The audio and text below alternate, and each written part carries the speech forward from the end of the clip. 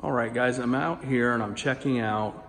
I always do a series called Great Outdoors of Florida because I love the outdoors here in Florida, especially when we make these areas that we can enjoy the outside, but we're actually still covered, and whether it's a pool or a pool enclosure or whatever it is. But today, check this out.